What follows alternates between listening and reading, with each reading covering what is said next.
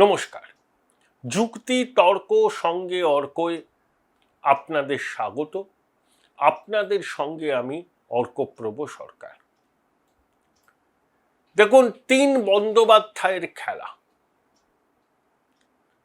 একদিকে কালীঘাটের শ্রীমতী ভয়ঙ্করী, তার পদবীও বন্দ্যোপাধ্যায়, আবার হৃষ্টপুষ্ট নাদুস নুদুস যে ভদ্রলোক খুব কলকে পাচ্ছেন মিডিয়াতে,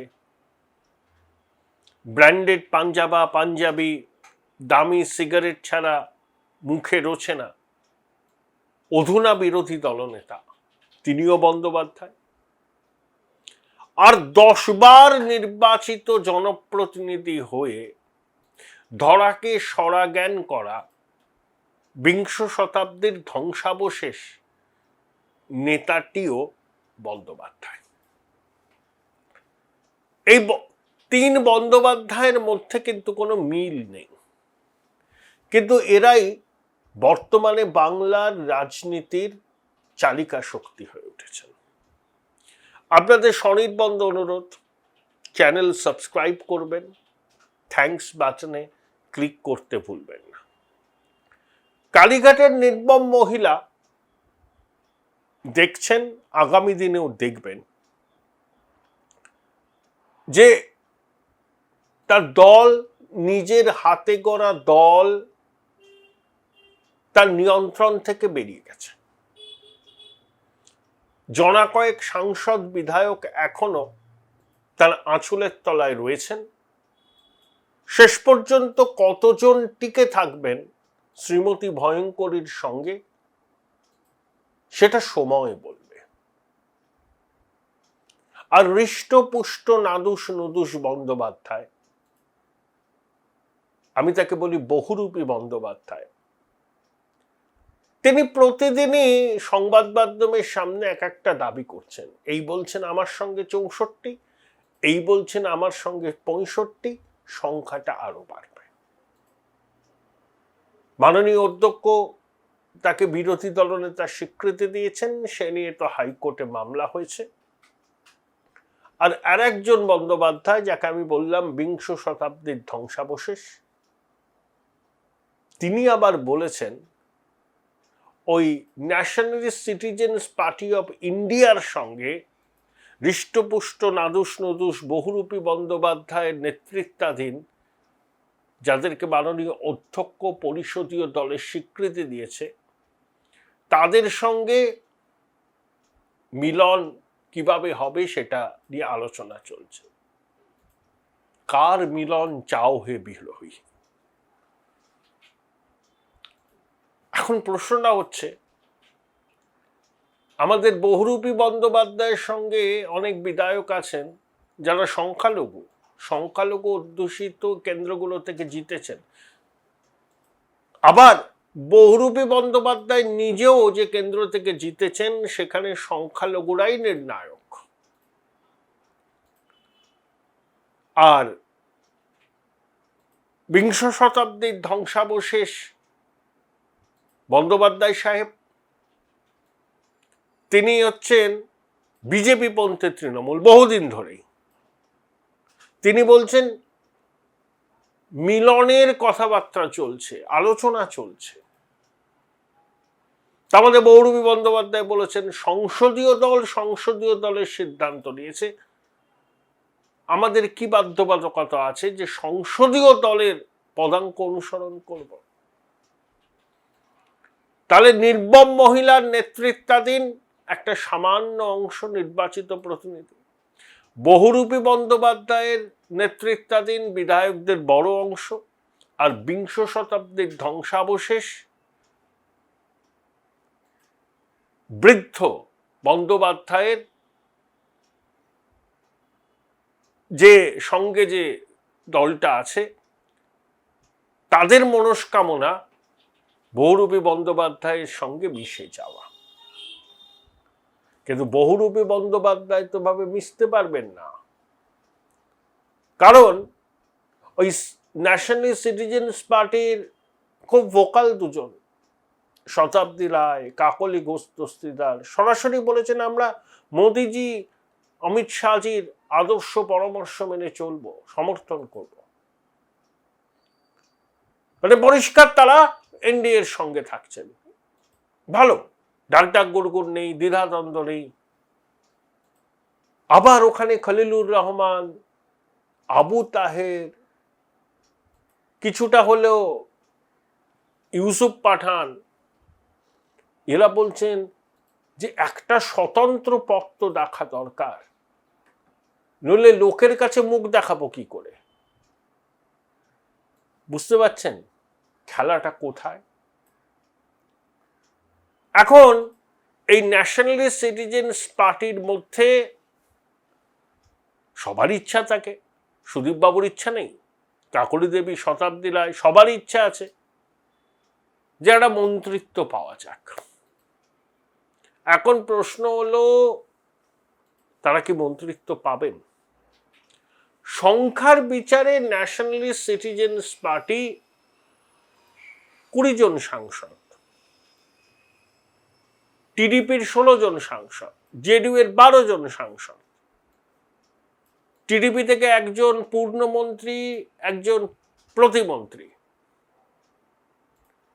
জেডিইউতেও তাই।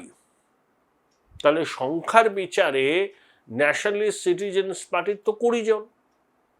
তাহলে 20 জন সাংসদের দাম কি দেবেন না মোদিজি, অমিত শাহ? এখানেই একটা প্রশ্ন। দেখুন, এই ন্যাশনাল সিটিজেন্স পার্টির দলনেতা কে হবে, উপদলনেতা কে হবে, হুইপ কে হবে, এখনো কোনো কনসেনসাস হয়নি, সবাই দাবিরা। একজনকে মন্ত্রী করলে অন্যজন গোসা করে খিল তুলে দেবেন। আর চন্দ্রবাবু নাইডুর টিডিপি, নীতিশ কুমারের জেডিইউ, বিজেপির প্রাক নির্বাচনী সঙ্গী। Join Runux Institute of Hotel Management, New Town, offering guaranteed global placement in hotel, hospitality, aviation, hospital and culinary management.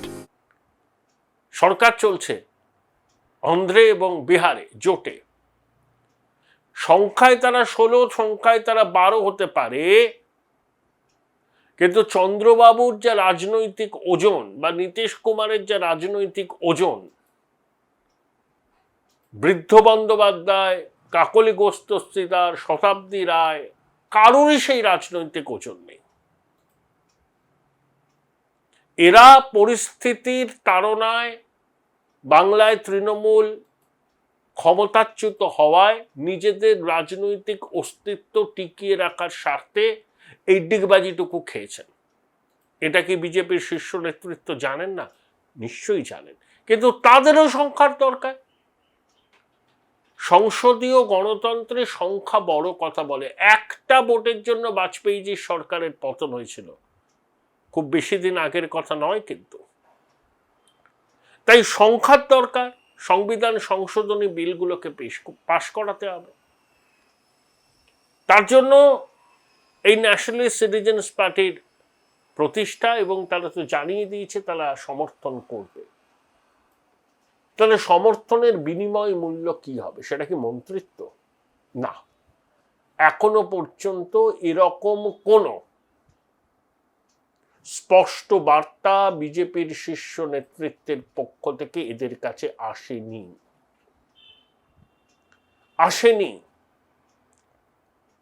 হয়তো তারা মন্ত্রী একজন হবেন, কিন্তু এদেরকে মন্ত্রিত্ব দেওয়াটা কিন্তু প্রায়োরিটি নয়। বিজেপির মন্ত্রিসভায় রিশাফেল হবে, মন্ত্রিসভা থেকে সংগঠনেও আসবেন কেউ কেউ, সংগঠন থেকে মন্ত্রীও হবে। শ্রমিক ভট্টাচার্যের কেন্দ্রে পূর্ণমন্ত্রী হওয়ার সম্ভাবনা প্রবল। শ্রমিকবাবু একটু অসুস্থ, তার দ্রুত আরোগ্য কামনা করে, সুস্থ হয়ে উঠেছেন তিনি। সৌমিত্র খান কেনই বা পিছিয়ে থাকবেন? তা এগুলোকেও বিজেপির নেতৃত্বের মাথায় রাখতে হবে। আবার শ্রমিকপন্থীরা চাইছেন যে শ্রমিকবাবু রাজ্যেই থাকুন, সভাপতি থাকুন, পশ্চিমবঙ্গ শিল্পোন্নয়ন নিগমের চেয়ারম্যানের দায়িত্ব পালন করুন, কারণ বিভিন্ন বণিক সভায় গিয়ে যেভাবে শ্রমিকবাবু শিল্পায়নের পক্ষে সওয়াল করছেন সেটা দেখে অনেকে এই সম্ভাবনার কথাও বলছেন। এই যে ন্যাশনাল সিটিজেন্স পার্টির সঙ্গে যুক্ত সাংসদরা অস্থির হয়ে গেছেন যে কবে তারা মন্ত্রী হিসাবে শপথ নেবেন। নিলে একজন বা দুজন মন্ত্রী হবেন, একজন রাষ্ট্রমন্ত্রী এবং একজন হয়তো হলেও হতে পারে স্বাধীন দায়িত্বপ্রাপ্ত প্রতিমন্ত্রী। দাবিদার অনেক নাম ভেসে বেড়াচ্ছে, সুদীপ বন্দ্যোপাধ্যায়, শতাব্দী রায়, কাকলি ঘোষ দস্তিদার, শর্মিলা সরকার। এখানে যদি কেউ মন্ত্রী হন এই ন্যাশনালিস্ট সিটিজেন্স পার্টির পক্ষ থেকে, কে মন্ত্রী হবে সেটা ঠিক করার দায়িত্ব ওই দলের নেতৃত্বকে দেবেন না মোদিজি, অমিত শাহ। যদি মনে হয় কাউকে মন্ত্রী করার, তারা ঠিক করবেন এই ন্যাশনালিস্ট সিটিজেন্স পার্টির মধ্যে থেকে কাকে মন্ত্রী করা যায়।